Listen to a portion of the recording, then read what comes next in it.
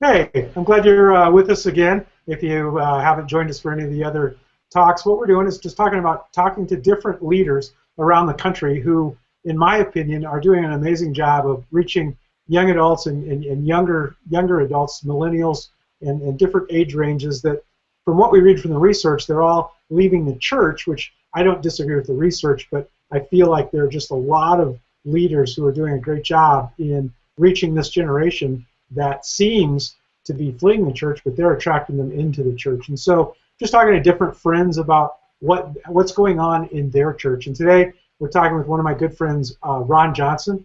He pastors here in Denver, where I live as well. And Ron and I have become good friends over the last couple, 2, 3 years since I've lived here. And so I want to introduce you to Ron and talk a little bit about what's going on at Restoration. So, hey, Ron, good to see you today. Good to see you, Jeff. Aaron, tell us a little bit about the Restoration story. Tell us about where the church is and when it started and kind of who you're reaching through Restoration. Sure. We started 4 years ago. We're in the Denver area, like downtown, kind of south of the center of the city by Denver University. And our average age is probably around 36, 37 years old. Fairly eclectic crowd, very educated. I'd say over 60% probably gone to grad school. And the vast majority have gone to college and have a bachelor's degree of some kind.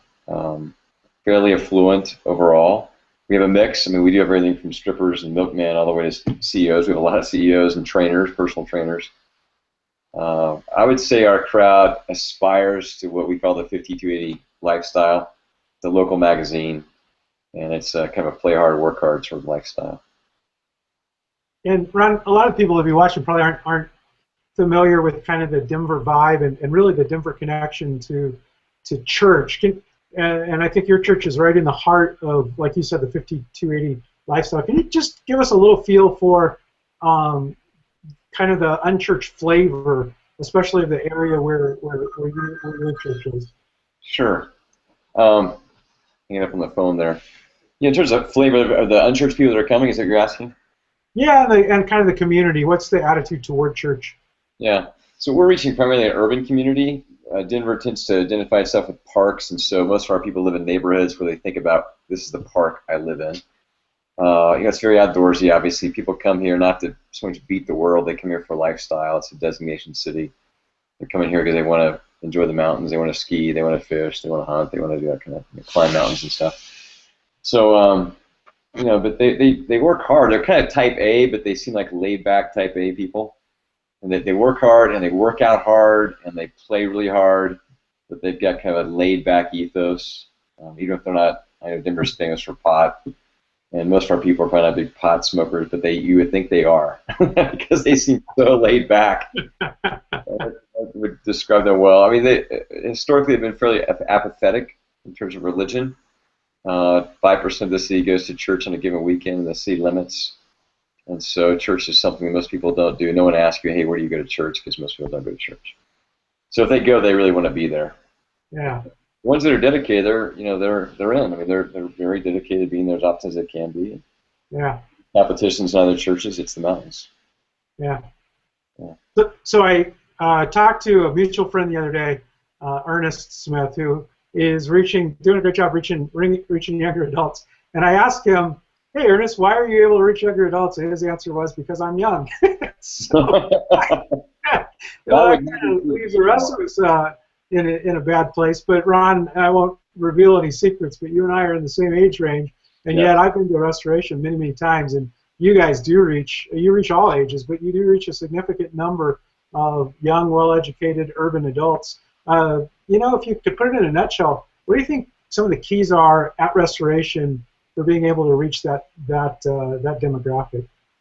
Oh man, I think even though some of our staff are kind of a little older, we're getting in our 40s and 50s now. We have a pretty youthful mindset. I'm not maturing very fast, to be honest. Jeff, I think it's part of one of the advantages of not growing up is you reach younger people even though you're older. Yeah, I think our staff mirrors the lifestyle. We're all pretty outdoorsy. We all like to play outside. And, I'm going snowshoeing tomorrow, so I think that helps. I think just location where we live, it's a young neighborhood. We have lots of DU students, we have lots of young people, and Not a whole lot of families stay in the city. The ones that do tend to be pretty well off, but the demographics of the city skew young. And I think if you're learning and you're growing, you tend to, people still think you're relevant, and so even though they're younger, they'll come. And we have a social media presence, obviously that helps. And I'm trying to think what else. I mean, our music is we orient our music towards younger people, not older people. You know, we get the same decibel discussions everybody else has around the country, and we're going to go louder just because the younger people like it louder, and our style just sort of fits a 20 to 30 to young 40 something. Yeah. Yeah. Very cool. So what would you, and I know this is a tough question, but if you list the top 2 or 3 strengths for Restoration, and I need to give a little more background. Restoration, you guys started, what was it, how many years ago? 4 years ago. 4 years ago, and the church has grown exponentially. It continues to grow. You guys are in a tiny little building tucked back into a neighborhood. You're doing 4 going to 5 services, and just exploding in growth in an area where people, like you said, do not go to church. And so I'd love to hear what you, as you look at it, what would you say are the 2 or 3 biggest strengths for Restoration overall? Well, I know you're gonna. This is kind of your angle right now with where you're going with the book. The community is our strength, I think. I mean, having smaller services lends itself towards community, and even though we darken the room and try to create some level of anonymity, people can. It's hard to hide. So if somebody walks in, we know they're new, and we reach out to them. We got a great connections area afterwards. We do a lot of meals after services. At least once a month we have a meal after every service. We do a lot of stuff out in the parking lot. That's become kind of a barbecue hangout place. Like a lot of churches, we emphasize groups. I'm relational by nature. I love people, and so hardly anybody walks through the door without me saying hi. And even though we got a great greeter team at all the doors, I just love to meet as many people as I can every single service. It's kind of fun for me. Yeah. And then we do stuff together. You know, we do a lot of retreats, and we just create opportunities to go out and do wine tasting, whatever we can to get people socializing. Yeah. So that's a strength. We do big days very well. I know a lot of churches locally aren't big fans of big days, but we love big days, and I don't even know why we're so good at it. But we really, you know, we seem to be able to at least double, and usually way more than double our attendance anytime we really focus on doing a big day. Yeah. Our people love it. They love a challenge, and so when we set one out in front of them, they bring pretty aggressively. Yeah. Yeah, I would say I love the community aspect. I mean, I'd say you're the smallest 700-person church I've ever been to, and that's a good. No one feels like they're part of this really big growing. I mean, growing, yes, but really big church, because you do small congregations over and over again. And I know part of that's just the constraint of the building, but you guys do it really well. As you look forward, or before we get to that, I want to ask you another question. You, especially you personally, Ron, and then Restoration out of that, are very, very effective at reaching real unchurched people. I mean, sometimes people talk about reaching the unchurched, and I find out that they're de-churched or they're unchurched because they haven't been in 3 weeks. But you seem to have a real heart and ability to reach people that would be by any definition unchurched. Can you give us just a little insight into how you're able to do that? What is successful for you or for Restoration in reaching truly unchurched people? You know, we address them in every service, I think. In the message, we often will greet them at the very beginning of the service. We say, hey, wherever you are, if you're an agnostic, atheist, you're exploring or apathetic, you're angry at God, we're all the way up to the veteran Christian. We'll kind of go through like an Engel scale kind of thing. And we're just really glad you're here, and I hope you learned something that really helps you, and hope you get surprised. Hope you get some spiritual surprises today. So we'll say that a lot often. We'll do apologetic sidebars in almost every message, or we'll use an analogy that we know will help help seekers see the practical value of the teachings of Scripture, the teachings of Jesus. We spend a lot of time trying to create tension around the problems that are unique to Denverites at the beginning of the message to engage them. And then we try to make sure that we really have tried to answer those questions raised by that tension early in the message. We do, I think, really low-key invitations every week, so people kind of know this is a place I can bring my friends, and they're pretty serious about reaching people. we do communion every week, and that's actually the most effective evangelistic thing we do. So right before we do it, I kind of explain what it is and how it's a lifestyle. And that's the other thing. Denver's a lifestyle city, so we talk a lot about how we can enhance what's already for many people a pretty great lifestyle. So we talk about that missing piece inside their souls. We use analogies that fit Denverites. Denverites are really into fitness. We talk about soul fitness a lot, soul health, and having a soul that's flourishing. A lot of people have a flourishing body and a flourishing schedule, and they're recreationally flourishing, but they know that our souls are not flourishing. So we talk about that a lot. What else? Our people are just cool, to be honest. I mean, it's a real grace-filled environment, and they're just a really cool group of people. I don't know how to explain it, but if you go, you're like, I like these people. They want to hang out together. They're kind of cool to get to know. They're smart. They're fun. They're living big. I think all those are attractive to people in the city that exploring.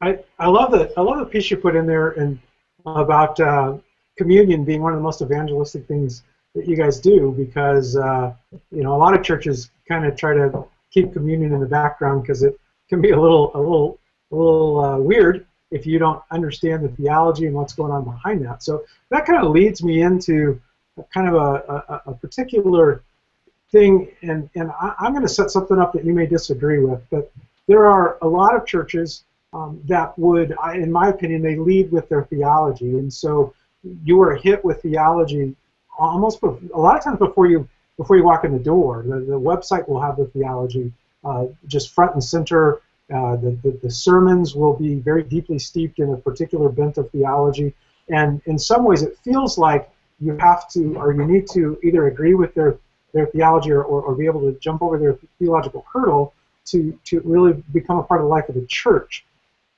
In my experience with Restoration, I don't feel that theology is unimportant, but it also doesn't seem to be the front door piece. And I'd love to hear your response to that. If you agree with that, and if so, maybe why, the way you deal with theology, why you've kind of landed with that, especially as it pertains to reaching younger people and maybe unchurched people.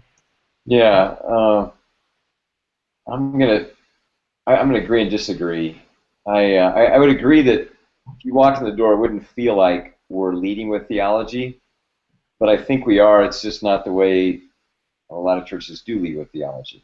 And so we have a strong theology of community. So like we have all these axioms, just like most churches, every time they kind of collect their axioms and our little sayings, pithy sayings. One of ours is, we were made out of community for community, or we were made out of relationship for relationship. So I think we have a pretty strong theology of the Trinity, and that is why we lead with community. That's why there's a big y'all come kind of feeling, and wherever you are, it's okay to be where you are. I mean, we don't need to stay where you are. We want to grow, and we believe in progress and developmental process. But wherever you are is okay right now. But we want you to get connected. Like another thing we say often is, it's not church they have 4 to 6 friends. Because our belief is, if they get in the community, they're going to see something that's really powerful. They're going to see the theology being lived out in real time, and they're going to see changed lives. And that's that's our primary apologetic. It's like New Begin used to say, the apologetic of the community. I think that's what we try to do, and I think we've all had a lot of bad taste with churches that not so much lead with theology, but lead with theological issues that, in my opinion, are in the non-essential category. Mm-hmm. So, quick example, I'm still getting over this conversation I had a few weeks ago, where I talked to a pastor. We're trying to start a second location in the south part of the city. Love his building, love his place. They're down to 30 people. And first meeting, I thought, we're okay. He believes in the Apostle Creed, so do we. I have a little Baptist background, so does he. I go, this is going to be a nice kumbaya kind of thing, and we're going to make this work. In the second meeting, he started hammering me on our church polity and called me a papist and a hierarchicalist. I actually had to look up what a papist is to figure out what he just called me. I've been called everything, but I've never been called a papist. I had to go home and look that up. And then he called me a few names, but then he got mad about how I would accept somebody who wasn't immersed, even though we immerse. These simple, very non-essential issues. My millennial view, he was into a theology that I think is about 50 years old, but because I didn't agree with him completely, I was agnostic on some of the details. All I have to say is, I mean, we've all had experiences with people like that who they make non-essential issues into essential issues. You know, whether it be their 5 points of Calvinism or their Arminian, whatever they're into, and it just shuts a door. So we're very rooted in some essentials. You know, classic orthodoxy, you know, as articulated by the Nicene Creed, Apostles' Creed. Pretty much anything beyond that is we have our opinions and we have strong convictions, but those just are not deal killers for us. And so I think that allows us to be pretty eclectic theologically while keeping Jesus at the center and having a strong emphasis on being disciples. So I love the way you're putting that, Ron, and it's much better than the way I was stating it. It's you guys don't shy away from the essentials at all. You state them in language that people today can understand, but it's like you said, it's back to the Nicene Creed. But you do a great job of putting the non-essentials in the non-essential shelf, and it seems like people can hold different views in those areas and be okay at restoration. The question I have is, you said, one of the first things you said is you draw a very eclectic crowd, and I think that's eclectic on every level, and I would imagine very eclectic in theological backgrounds. So the high value is community. Essential theology is held in unity, but you've got these very, very diverse theological backgrounds, especially as you get outside of those essentials. Talk to me about how do you build community among people who do have such differing views when it comes to theology? Yeah. You know, I think charity and grace is it permeates our community, and so it's not just in the Sunday environments, although it's definitely felt there a great deal, but it's also experienced in the small groups, and we just trust that if we pick the right leaders and they're going to lead with love, we can have really robust conversations, and then as people continue to bathe in the scriptures over time, there's going to be more homogeneity theologically. So I get phone calls all the time from leaders who say, "You're not going to believe the conversation I had last night and how the lights were going off." And these are people who came in with pantheistic viewpoints, materialistic viewpoints, materialistic atheists. But as they stay in the environment long enough and they feel safe to voice their opinions, and their opinions are wanted and even dignified, that it takes a long time, over a long period of time, we see shifts taking place. And I think the shifts are because it works. I think Christianity works better than any other worldview. And it speaks to the deeper parts of our heart. It leads to better results in relationships. It leads to a richer life. And I think the results speak for themselves. So I think the results are what shift people's thinking as they see it in people's lives and community. Does that make sense? Yeah, no, absolutely. That's huge. I want to dive just a little. I know we don't have much longer, but I want to dive just a little bit deeper because, Ron, I know that you personally do from time to time do small groups with seekers and people who just we wouldn't consider the church, or probably even wouldn't consider themselves Christians. And in those groups, and you may have already hit on that, but when you come up against theology that is way off what you would call the mainstream, or even orthodox in any way, I mean, how do you handle that in a one-on-one type situation where you're in a group with someone and their views just seem wildly different than what you believe to be orthodox? Yeah, in those groups it happens a lot. I mean, most of the views are very unorthodox.